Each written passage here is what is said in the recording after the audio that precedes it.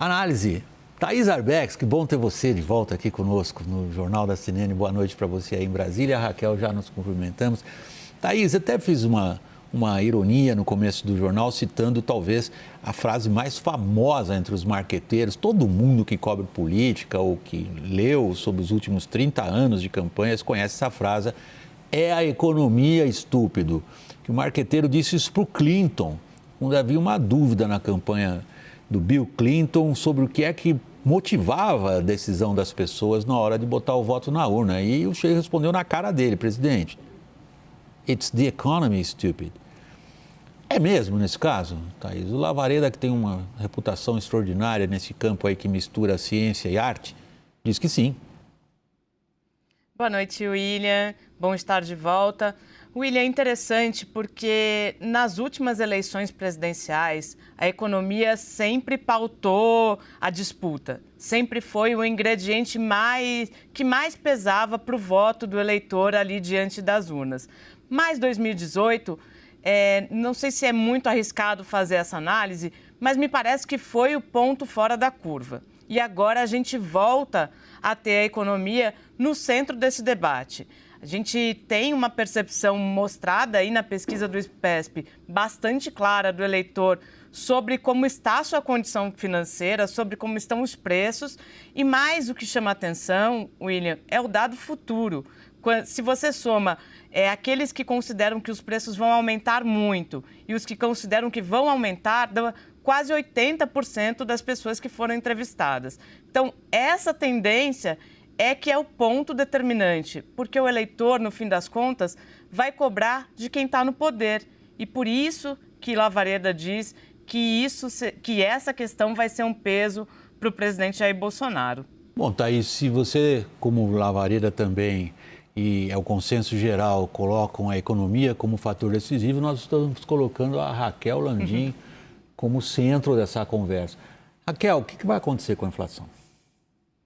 William, os economistas já erraram muitas vezes. Agora o que se diz é que o pico será em abril, declaração do presidente do Banco Central, Roberto Campos Neto. Mas temos uma guerra em curso. Temos petróleo a $120 o barril. É difícil arriscar.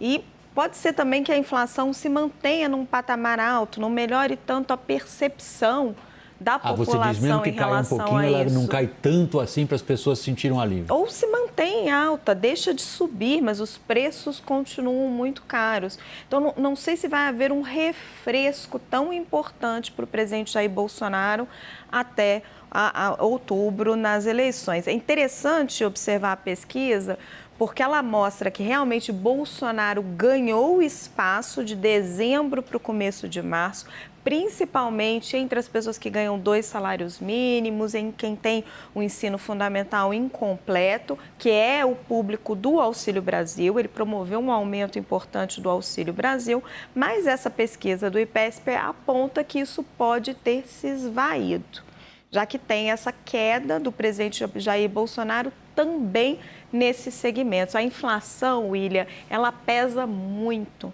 Ela afeta a todos e afeta de imediato. É diferente do crescimento da economia ou de uma perspectiva de desemprego. Thaís, vamos assumir a linha de raciocínio que a Raquel acabou de nos trazer, segundo a qual, mesmo que a gente registre por parte da subida de preços um arrefecimento, ou seja, vai continuar subindo, porém não da maneira tão explosiva como aconteceu recentemente com o reajuste de combustíveis, por exemplo, mas não só.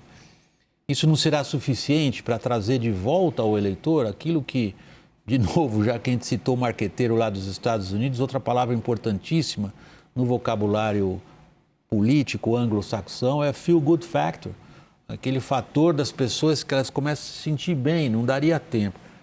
Que armas tem o Bolsonaro para reverter uma situação dessas?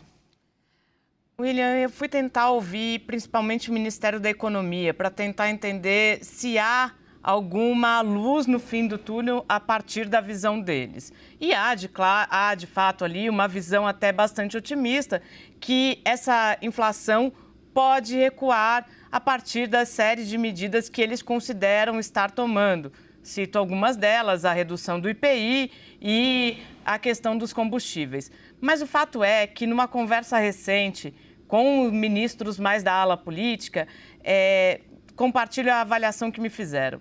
O presidente Jair Bolsonaro teria ou tem como grande bandeira da sua campanha à reeleição justamente o Auxílio Brasil. Antes até o auxílio emergencial, que ele costuma dizer que foi o maior programa feito durante a pandemia.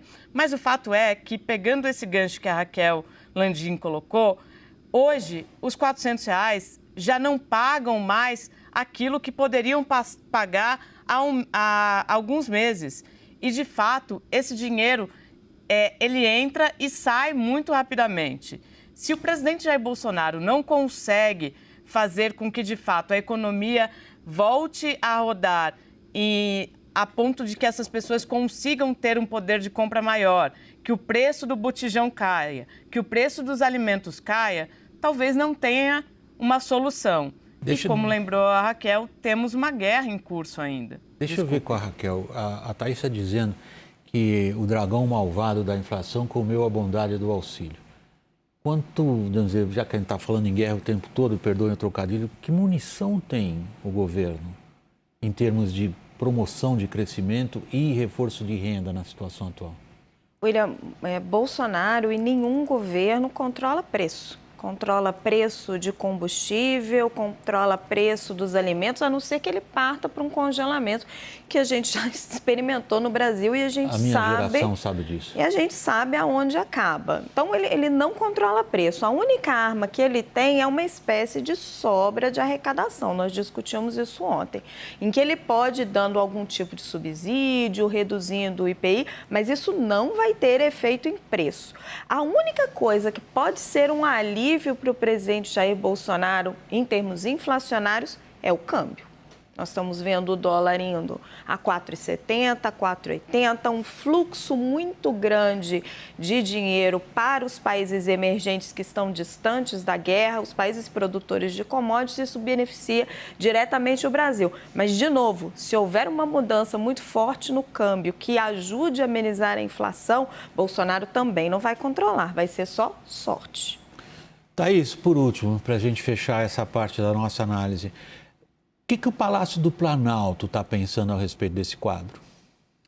William, o que a gente consegue ver? Trouxe um pouco dessa avaliação de que a ala política considera que, de fato, o auxílio poderia fazer a diferença. Mas a gente tem os fatos, e os fatos estão colocados aí, e como não se vincular a ele. E é por isso que a gente vê um movimento do presidente Jair Bolsonaro para aquela pauta que o elegeu lá em 2018, a pauta da corrupção, e é por isso que ele volta a atacar o seu maior adversário, o seu principal adversário neste momento, o ex-presidente Lula, muito baseado na pauta da anticorrupção. E aí volta com aqueles termos que ele costuma dizer, né, do comunismo. Então, tudo isso está colocado, porque se não é por meio de uma pauta econômica de auxílio que ele vai conseguir levar, ele tenta voltar para a questão da corrupção. Mas as pesquisas dizem, mais uma vez, não é a corrupção, a pauta da anticorrupção que vai colocar comida no prato do brasileiro. Eu ainda não enxergo com clareza se eles conseguem enxergar com clareza um caminho para sair disso, William. No fundo, é uma crítica que você está fazendo à estratégia política. O que você está dizendo é atacar o Lula não vai fazer as pessoas esquecerem da inflação. É isso, basicamente. Thaís, a gente volta a se falar ainda nessa edição. Muito obrigado por enquanto. Raquel Landim, obrigado. Boa noite, Raquel.